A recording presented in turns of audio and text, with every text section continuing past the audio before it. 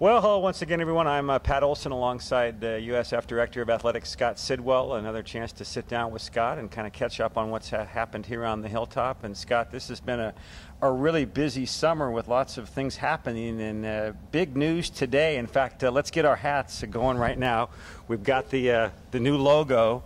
We're going to put on our baseball hats, and there it is, folks, the new logo. Talk a little bit about how this new logo came to be here on the Hilltop. Yeah, it was interesting. You know, the process has been fantastic. It's been undergoing now for about a year, and when I first got here, they had started a process of looking at a new athletics brand and a new athletics logo to coincide with the university's launch of its new logo, and we slowed the process down because we wanted to get a better feel for who we are and what we're doing, and really has came out great. We feel real solid about the representation of the logo, what it means, our word mark, the San Francisco Dons, and people can see all of that, online at USF Dons Today, which is a new web page, and so we're excited about what we've been able to accomplish. You alluded to the new look also of the website. Go into that a little bit and how that evolved and some of the maybe different features we might see on that website. Well, the biggest thing for us is that we are launching a new brand, and our new tagline is Aim Higher. And so when we looked at everything that we do,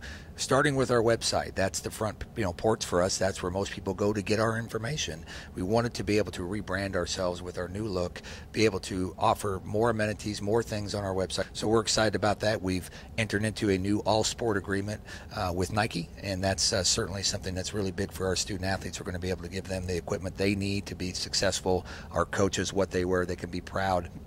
Helps in recruiting. In addition to that, we've launched a whole new licensing program with SMA Associates, and so you'll be able to see our brand out and about in our market so that people can go buy San Francisco Dons apparel that they can wear proudly and come to the games and cheer us on. At the top of the interview here, you mentioned branding that word San Francisco, and I noticed a lot at the spring tour that you really focused on branding San Francisco. This is in my mind the best city to live in the country. It's a great city to recruit Division I athletes to.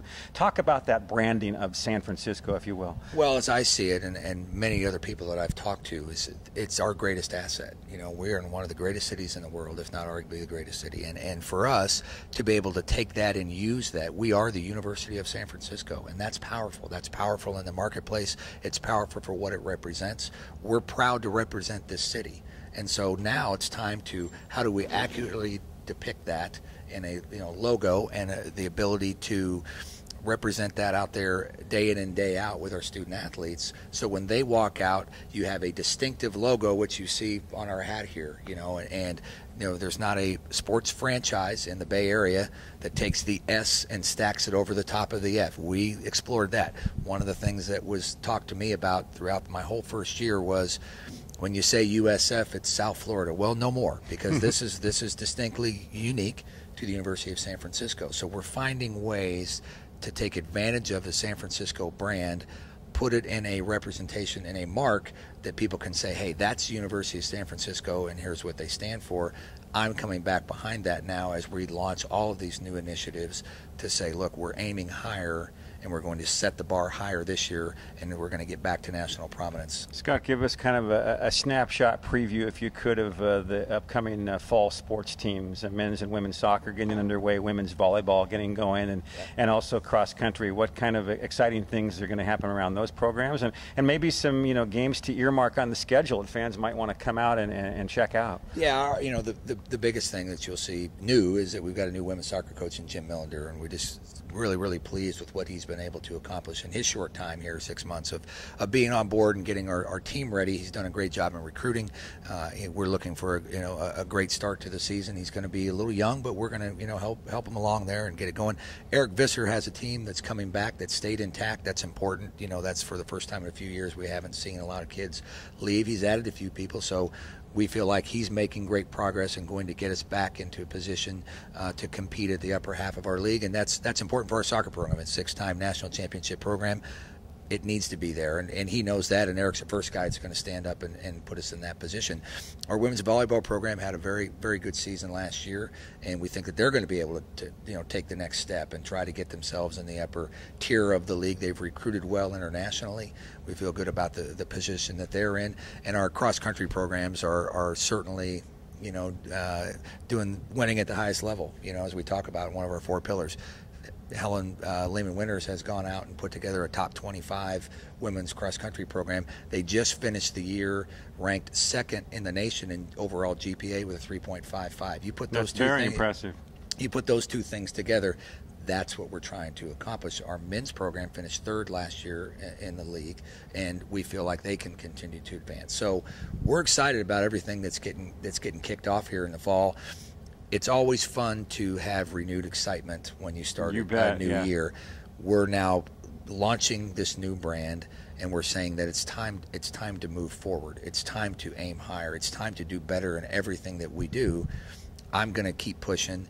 I know the people, the fans are going to want more. Well, that's how you become successful, is you constantly are trying to, aim for something that's greater than where you are today, and those things are starting to happen. With regards to the upgrade in the schedule, you also unveiled this past spring the new personal seat plan, which it's kind of like a seat license in a way to compare it to professional sports. Right. But it's also something a lot of Division I schools have done, not just across the country, but even in the West Coast Conference, to really compete and go out and have those extra funds.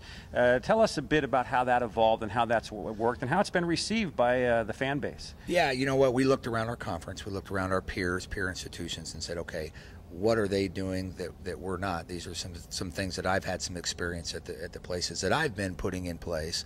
And what it does is it takes your very best, seating, the demand for the best seats, and it says, okay, well, those are more valuable than maybe some that are in the upper deck. And so if you want to sit at mid-court and you want to sit on the court, it costs more than it's at upper deck. Well, that's just basic supply and demand. Exactly. And so we took our highest demand areas and we said, well, there's a donation required for the right to purchase that seat.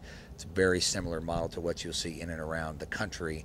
We just had not gotten there to this point, and so we made the decision that, hey, let's go ahead and put it there because we feel like our teams are going to be good going forward. Let's get ahead of it rather than waiting for ourselves to get good. What's going to help us get good is increased resources, and those resources need to come from outside. And so that's why we do things like the spring tour. That's why we do things like the preferred seating plan. That's what's happening in college athletics. We just haven't been there to this point. Well, now we're getting there, and now we're getting ready to take off. Yeah, just coming up real quick. Folks, check it out. You can get some new gear. Go out and get your new USF wear, whether it's a polo, a sweater, the baseball hat like we've got on. Scott, appreciate the time as always. Always enjoy your enthusiasm, and go Dons. And you can get that new USF gear at usfdons.com, by the way. There you go. Nice plug. Log online and buy your new stuff. So we'll see you there. All right, everybody. Thanks for watching. Go Dons.